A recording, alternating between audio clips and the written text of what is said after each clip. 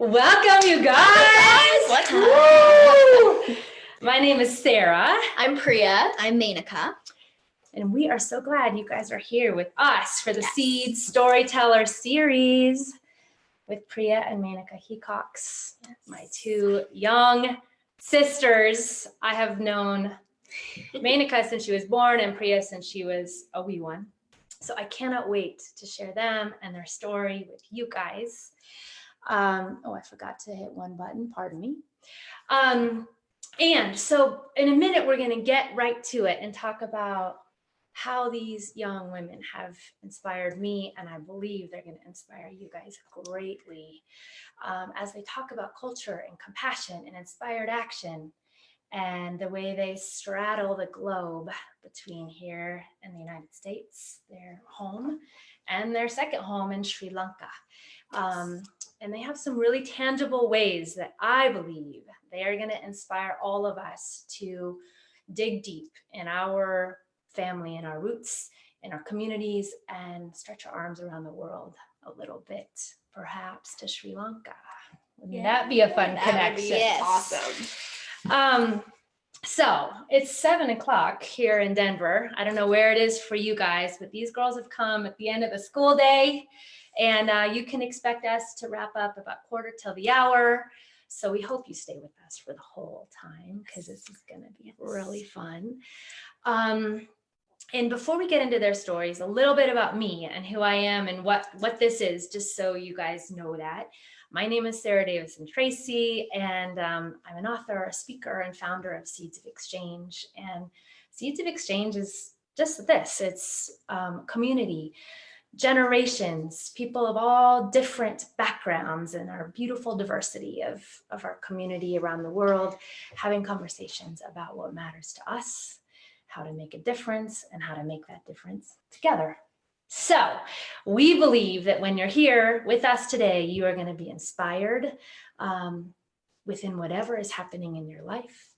You're going to learn something. These girls, that is very important to them, to teach, to inform, to bring awareness. So buckle up. And we really also believe that you're going to be ignited for your unique way to make a difference in the world. So before we get to their story, we're going to do what we always do in these Seeds Storyteller series, and we're going to take a moment, a place of pause. And Priya and Meneka and I were talking about what each of them do to create some pause in their world. And Meneka, what did you tell me that you do in your life every day at school? At school, I go to McAuliffe International, and so every day after lunch and recess, in every single class, the class that we have after lunch and recess, we have something called mindfulness. So it's a time to some teachers put up a video, and you don't always do it in lunch, you always do it after lunch, but some, like my science teacher, she does it sometimes, and that's second to last period. And you can either read a book, you can follow the instructions if there's instructions, you can lay down, you can close your eyes, you can do breathing exercises, anything to just calm your body so that you can get back into the learning mode. And I personally like to read my book because I'm reading The Hunger Games, and I'm at a really good part in my book, and I really want to finish it so I can watch the movie. That's awesome. Thank you. Yeah. How about you, Priya? I like to sleep. So I nap when I can. And yeah, if I have time, I don't have any homework, then I usually just watch some TV. Maybe just de-stress. Yeah. Well, and I'm going to read a short little excerpt from my book, Live Ablaze. Well, put on my glasses because I'm getting old. And this little section, so I had the benefit of hearing some audio interviews in response to some questions that I had for both Priya and Meneka. And this bit from Live Ablaze reminded me of what we are going to be talking about today. And we want to invite you simply, yet radically, to reorient your vision and your capacity for your part in the world's great beauty, complexity, and struggles. In our colossal collective, you will find the courage and commitment to excavate and cultivate the gold, the good, and the glimmering hope amidst the dark. So wherever you are, we want to invite you to be still. Take a breath. Whether you feel a flicker of hope or you're all good, pause. Breathe deep, full, big breaths. Breathe in hope. Breathe in love. Breathe in peace.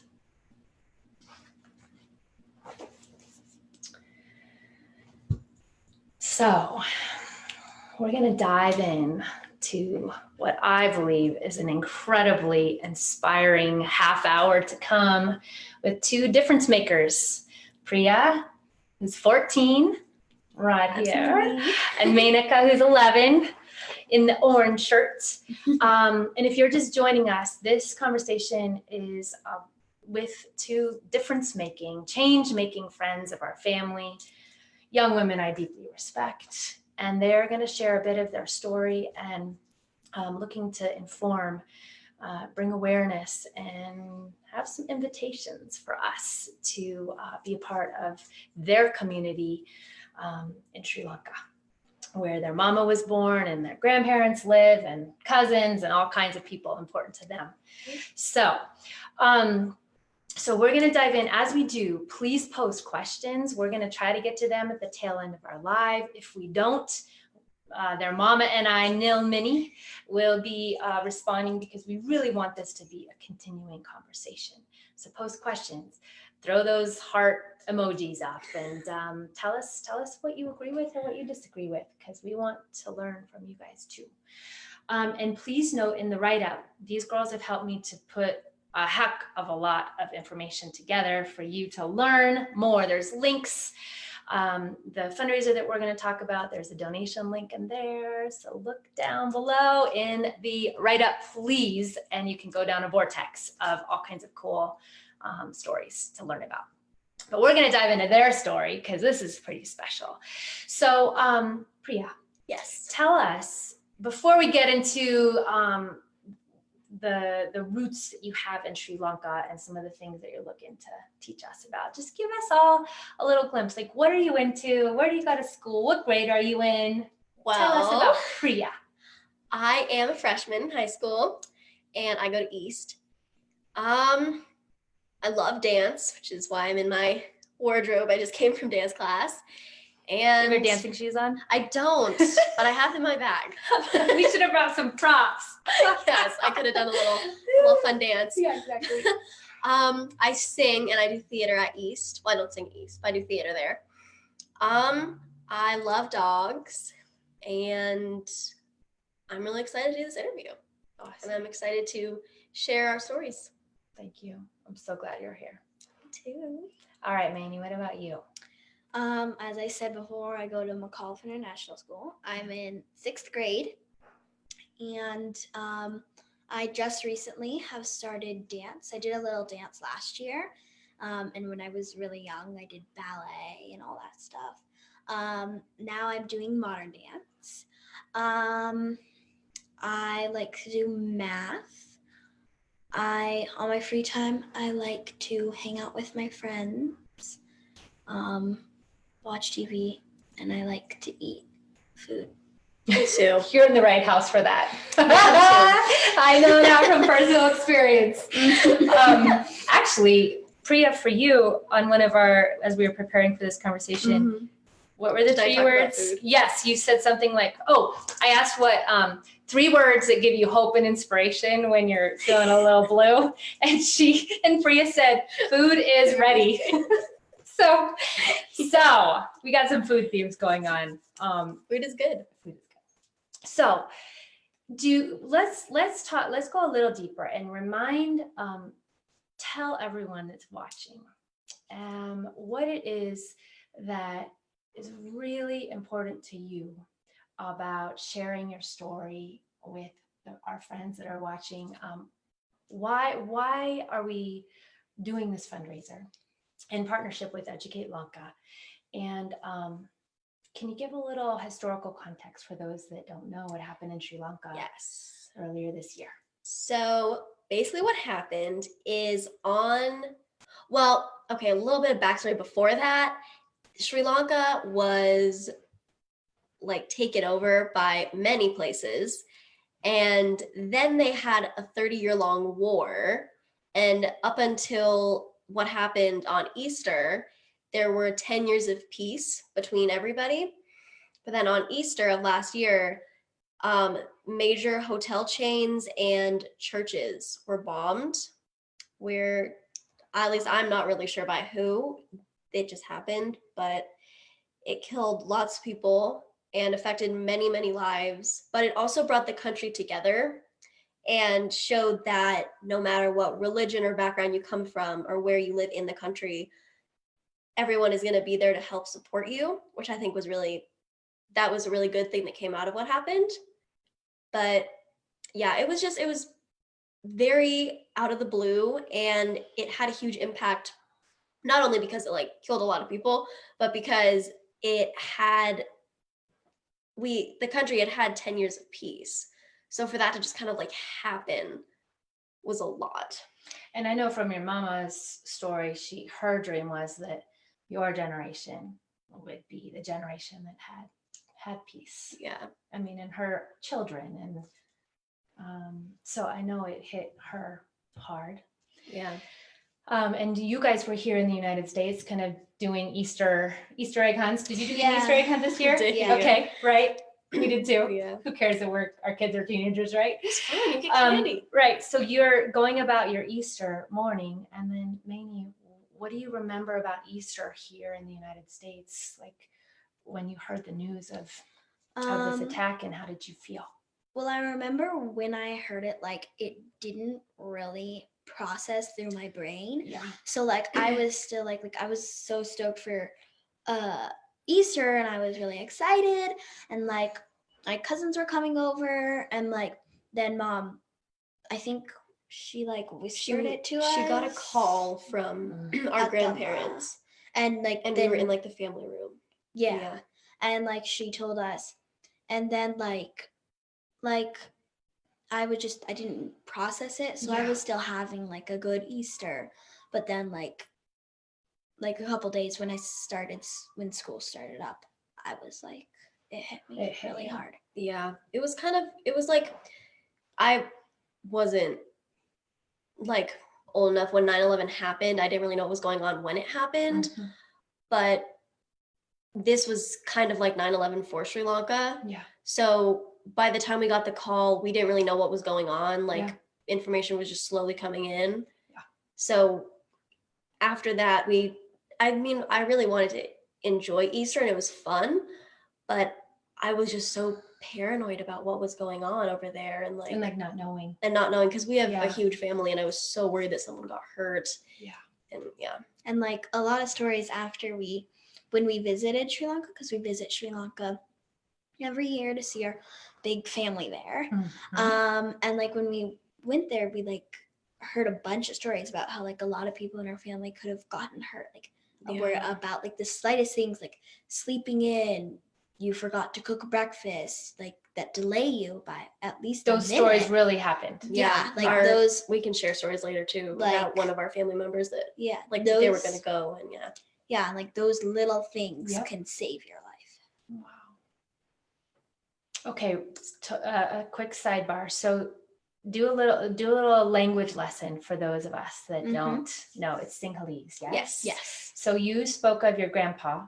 Yes. How do you say grandfather or grandpa in Sinhalese? Atta. Atta. And then how about grandmother? Atama. Atama. So your Atta and Atama both live in Sri Lanka. Yes. I'll put a picture. Their mama sent a beautiful picture of you guys. I think you're like poolside or something with your cozied up with your grandma and Atta and Atama. So when you go back every summer to see Atta and Atama, this summer was different because it was the first summer you went back after the bombings. And I know from having the honor of knowing you guys that when you went, one of the reasons you went was really to go and serve and learn and play with and be with some kids who Mm-hmm. had barely survived or whose family had been killed.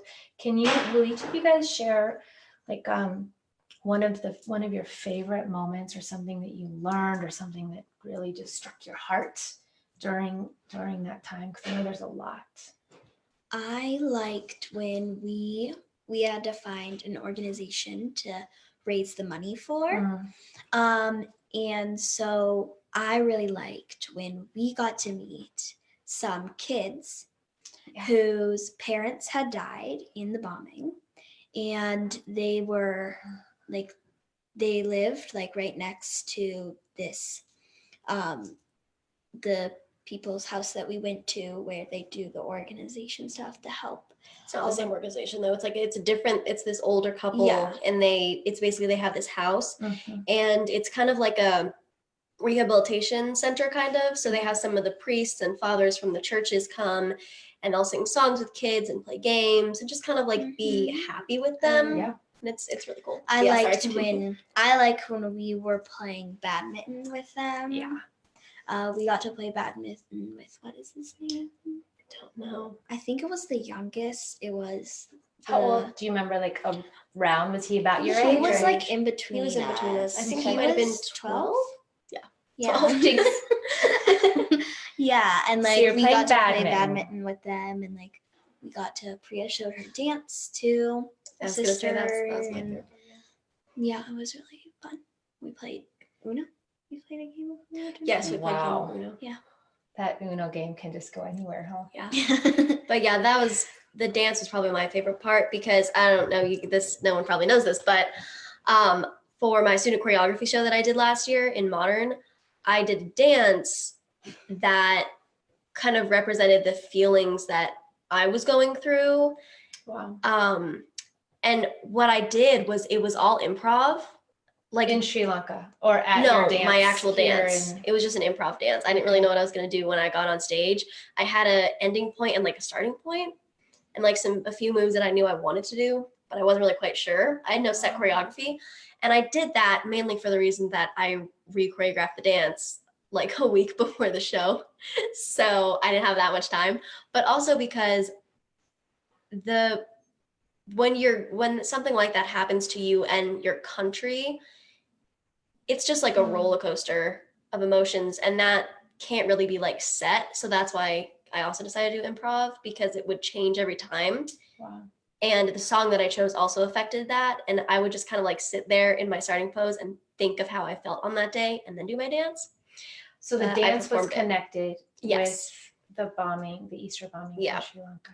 And we performed Wow. that while we were at the house for an oldest daughter whose parents died in the bombings, and then the older couple. And it was just that those are the people that the dance was meant for. Yeah. And for them to get to see that and know that people over here are looking out for them and thinking of them, it made me feel really good to know that I could use dance as a way to connect with people in a very deep way. So that's one of my favorite parts. That's awesome. That's awesome.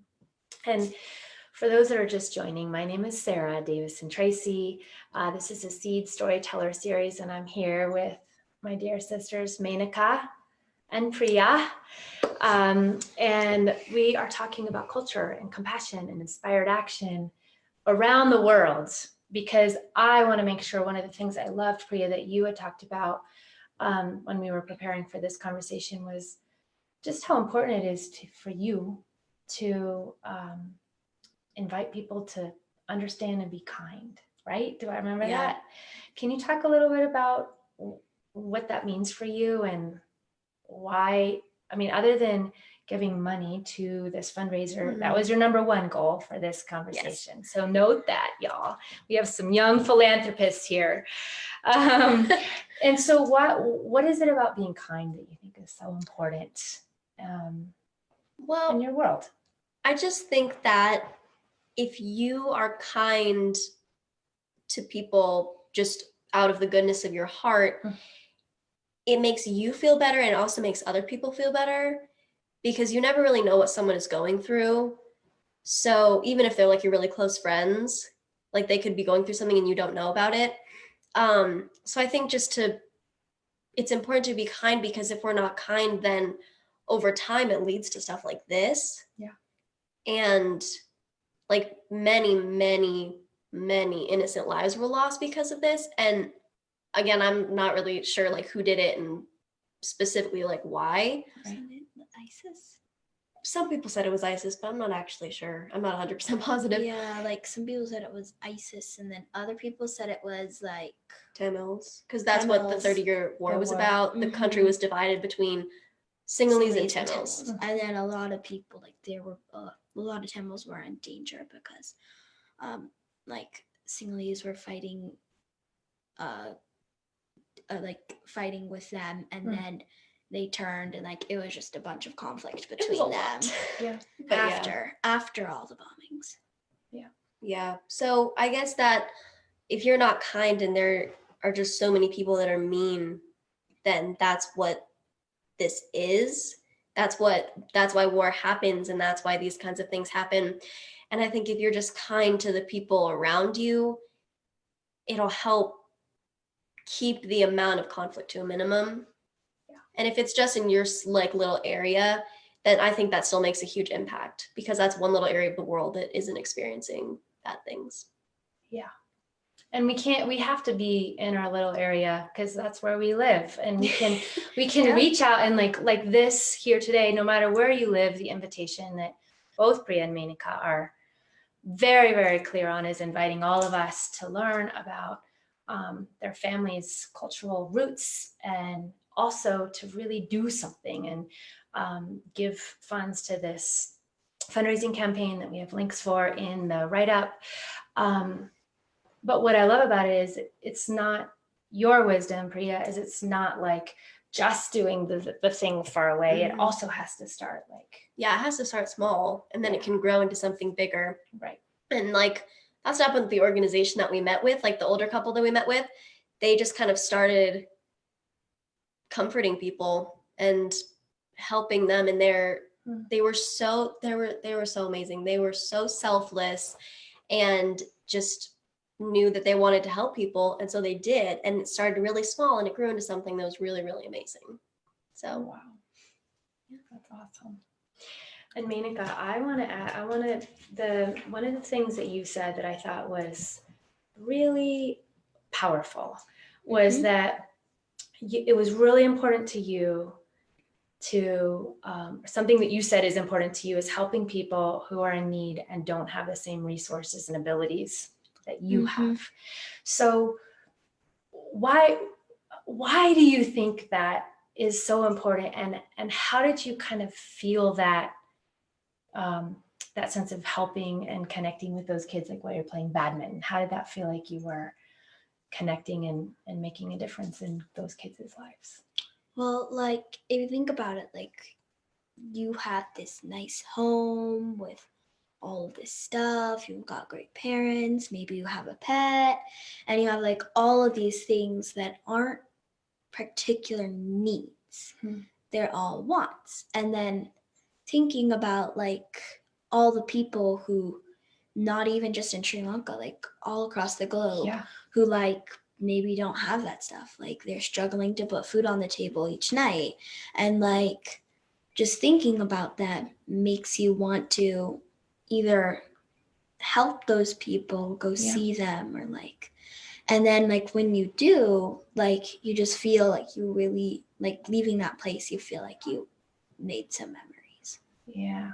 And touch people's hearts. Can I add on to that? Also? Please. Yes. So when we were playing, I think I mentioned this in the recording that my mom sent you, was when those kids, especially the kids, they experience like a lot of, what's the word? Like sympathy. And because like adults will come up to them and be like, oh, honey, I'm so sorry. And I just feel like after a while, you don't want to be reminded of that too much. But like it's good to know that people care, but you just kind of want to be a normal kid after a while. So being able to like play with them and hang out with them and just be normal with them I think made a huge impact in their lives and kind of distracted them from what they were going through. And just kind of like brighten their day a little bit. Yeah. Which again is what you were talking about earlier, like the small and simple kind of starting where you are and like acknowledging that something as simple as just listening to someone or playing a game of badminton or a game of Uno. Like there's a like humanness. Yeah. That I remember you saying that in the. Is that what I said? Yeah. Good thing to Yeah, say. it's a good thing to say. And then the other thing, Manny, that I just thought, so one of the questions I asked these girls to answer was, why do you want to be a part of this? Like on a busy school week, why would you want to come over to my house and, you know, do a live stream and talk with people around the world? And one of the things you said, Meneka, was Sri Lanka is a part of my heart and part of my body. Mm-hmm. Which So sweet. I mean, that's that. like poetry. Yeah. So That's so good. So for you, you were born here in the United States, and yet, you know, while you're here, you still have this sense of like literally having part of your body that is halfway around the world. Yeah. Right? Mm-hmm. So what's that like what's that like for you to, you know, spend your school years here and then chunks of your summer going back and forth, you know, around the world? Can you give a little, like, what's one thing you think is awesome about having this part of your heart and part of your body that's so far away? And what's something that's hard about having it? I think one thing that's really cool is that I get to travel every single year across the globe. Right. I go to the whole other side of the world. Yeah. And like also like I just have like two parts of me, like one that is here and then one that is all the way over in Sri Lanka, and like two totally different countries can make one person. Yeah. And I think like one thing that's not so good is that like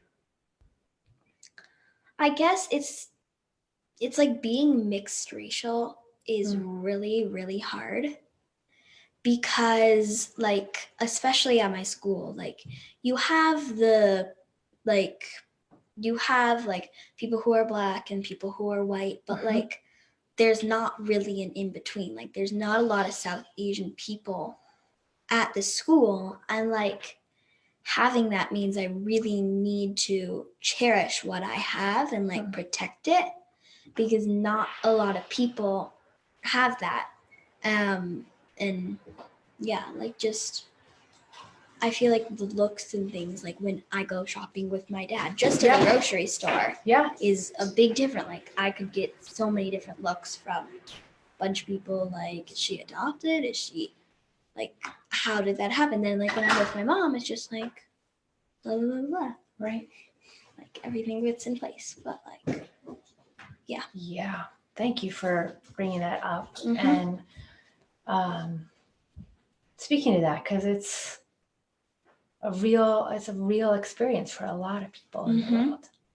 Yeah. Yeah. How do you find the biracial kind of experience? I'm actually writing my oratory about this because I'm in speech and debate, and so I'm writing about. No kidding. Well, this should be part of your homework. I mean, you should get like extra credit or something.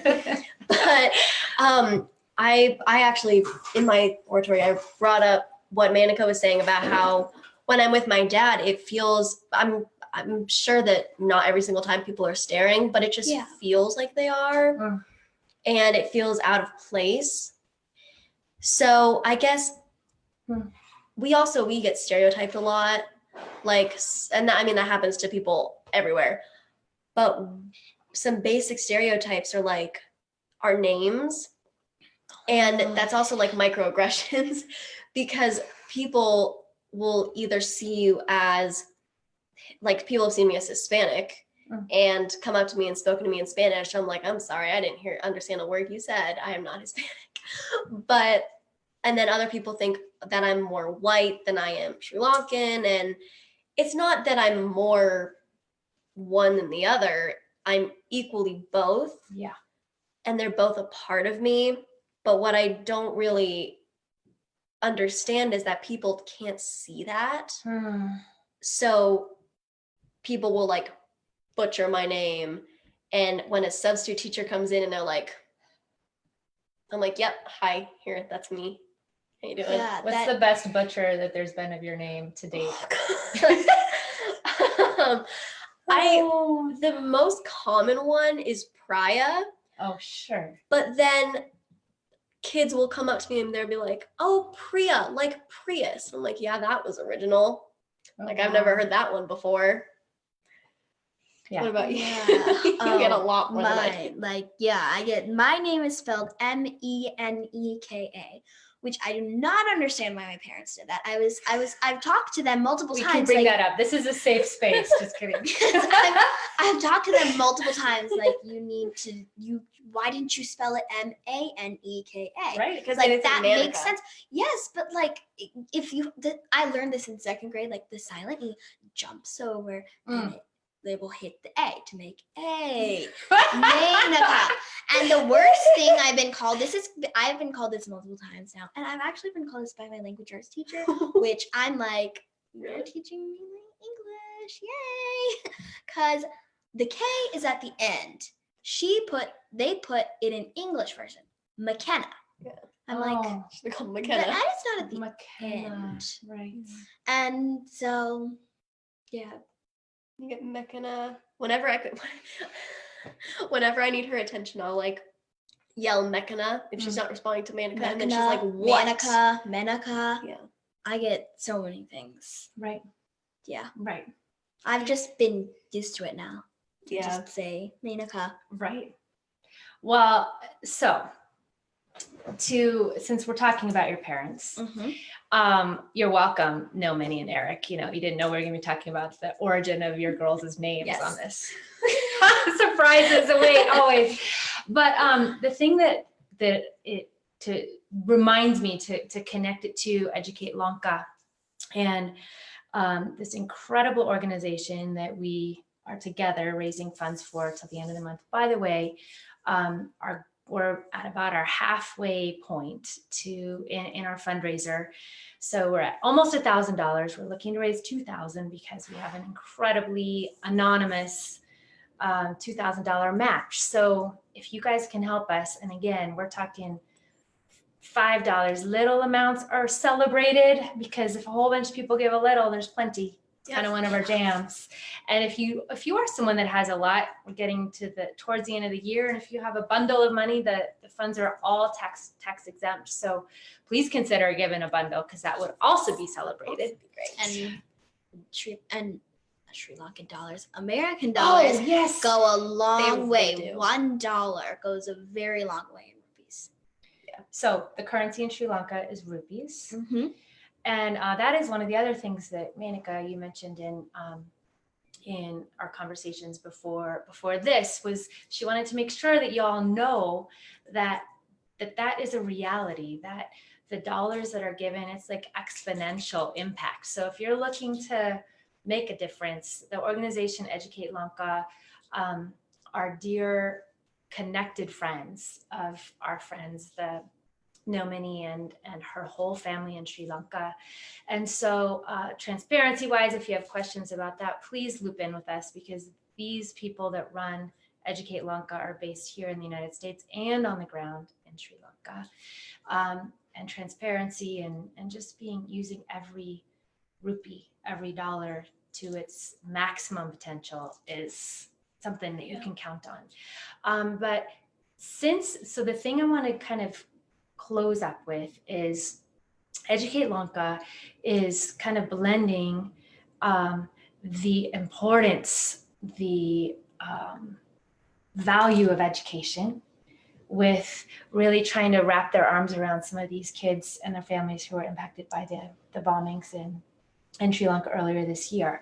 And I know from knowing your family that education is super important to your parents. And I know you guys, two of the most brilliant people I know. So school, education, what is something that you find valuable, that you really appreciate about being able to go to school? And why should that be an important thing for people to consider investing in Sri Lanka, in your opinion? Well, it's well-known fact that when you're educated, you have more opportunities. Mhm. And so for Meneka and I to be able to have the opportunity to go to the schools that we go to is huge. Right. Because not only just kids in Sri Lanka, but kids in America too, Yes. they struggle with being able to pay for school and pay for books and college tuition and lots of things. And especially in a third world country like Sri Lanka, it's very important. And I mean, like, there are a lot of stereotypes around, oh yeah, all Asians are going to be doctors and lawyers, and that is not necessarily wrong, but it's also not necessarily right. Like, we do lots of other things, but we do that, I think, mostly because it is a very well-paying job, and when you live in a third world country, that you need that. Yeah. And that we've seen when we go and visit, like, we've seen people who live on a rice plantation or a tea plantation, and they're very happy and content with their lives, and that's great. But in the day and age that we're in right now, it takes just a little bit more than that, Right. especially with things becoming a lot more expensive. Right. So to be able to have the access to education that we have, I think, is huge. And learning about this organization and being able to help them help other kids just move on and be a different person in their family, and not like carry out the tradition of the boring family business, right, or doing something that they don't enjoy, but being able to learn and then take that and do something that they love. And yeah, that's the dream. That is the For dream. all of us, right? You know, to do work we love and be able to provide for those that we love and the basic necessities and beyond. Yeah. I love that. How about you, Manny? What's one last kind of closing thought around education in your life and kind of as we bridge our lives with the community in Sri Lanka? Like, education is a really big part in my family. Yes, it is. And I've gotten my mom's dream where, like, when she sets her goals really, really high, I do the same. And when she doesn't get it, she like puts a lot on herself, and like I do the same. So it's like my priority to get good grades, and then my parents also want me to get good grades, but like nobody really needs to be like, Meneka, you got an F. Why'd you get an F? Because I'm already like, oh my God, I got an F. Right. And I also feel like in Sri That's Lanka, probably not happened very much, just by the way. And very, very, very smart little one. And in Sri Lanka, education is also a really big part for kids. Like most people, a lot of stereotypes is like when kids in small countries and poor countries don't go to school, and like actually a lot of kids go to school. Like their school starts at like 4. A lot of kids get up at like 3 a.m. to go to school and learn.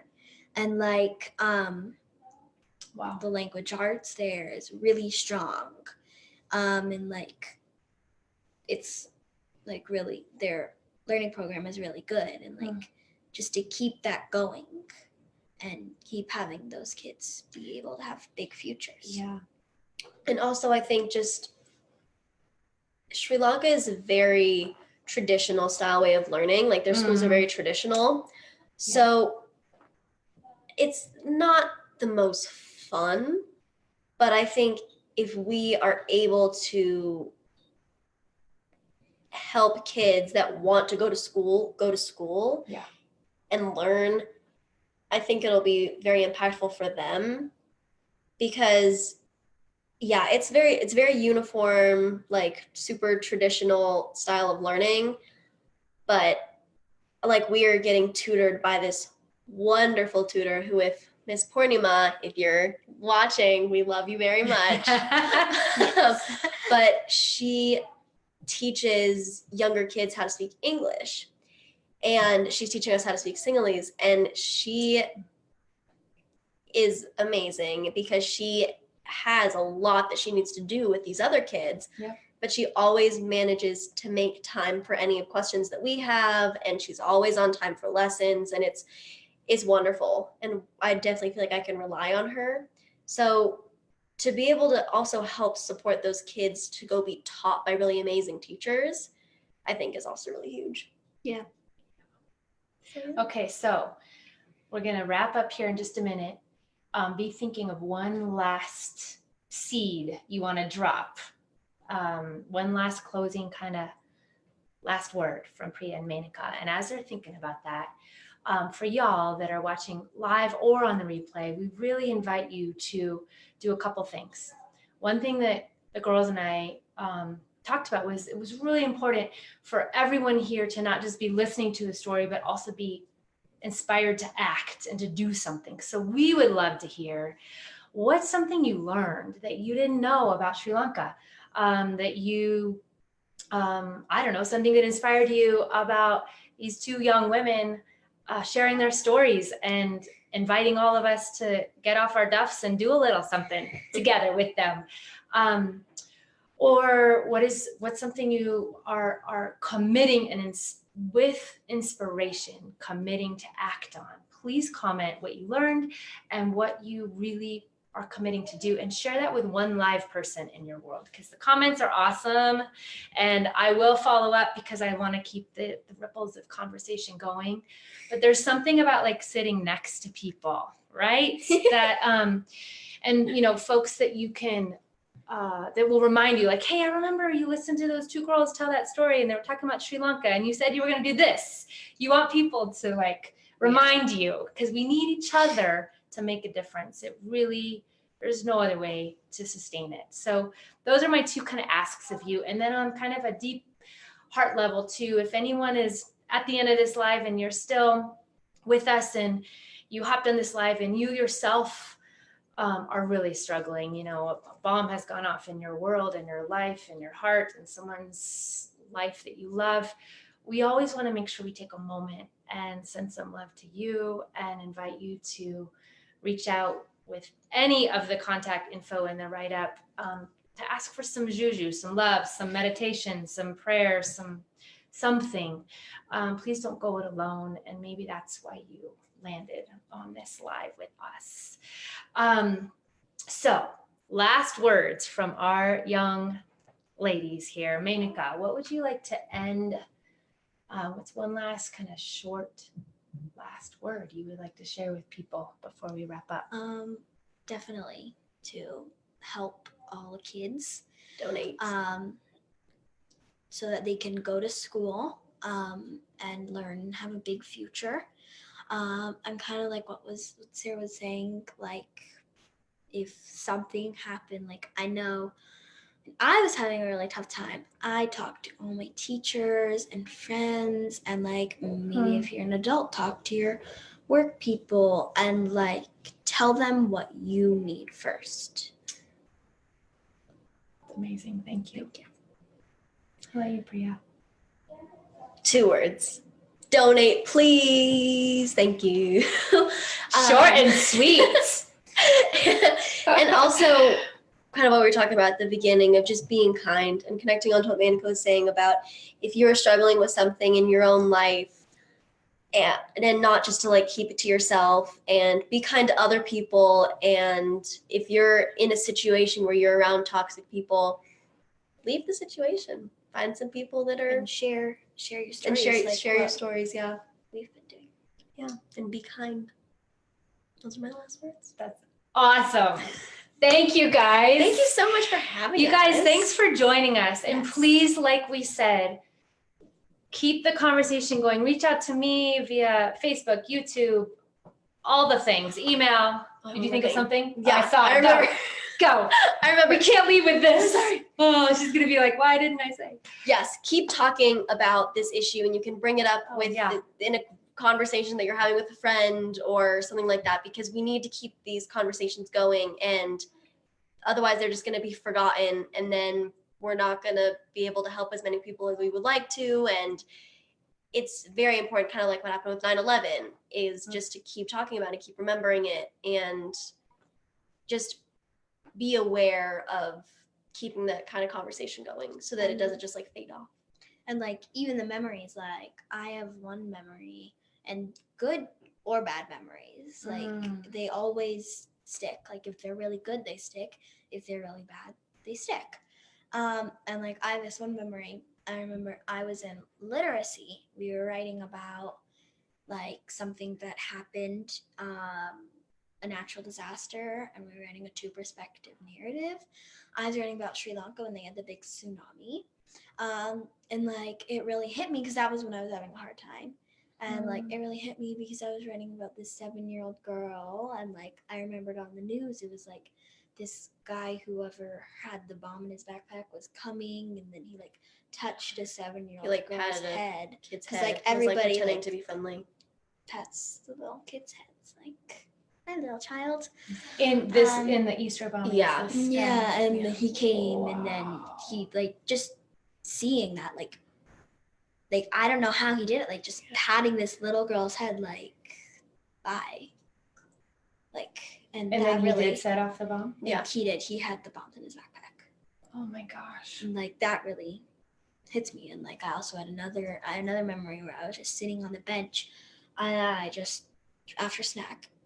And then I just started to cry because like it's just all piling up, and like just to keep those memories and share them because they can do a lot to people. Yeah. Thank you.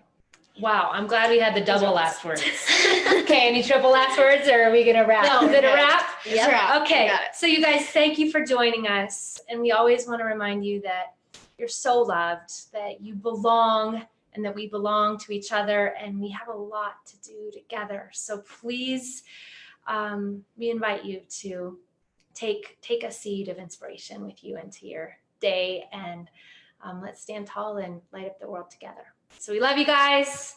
Bye. Bye.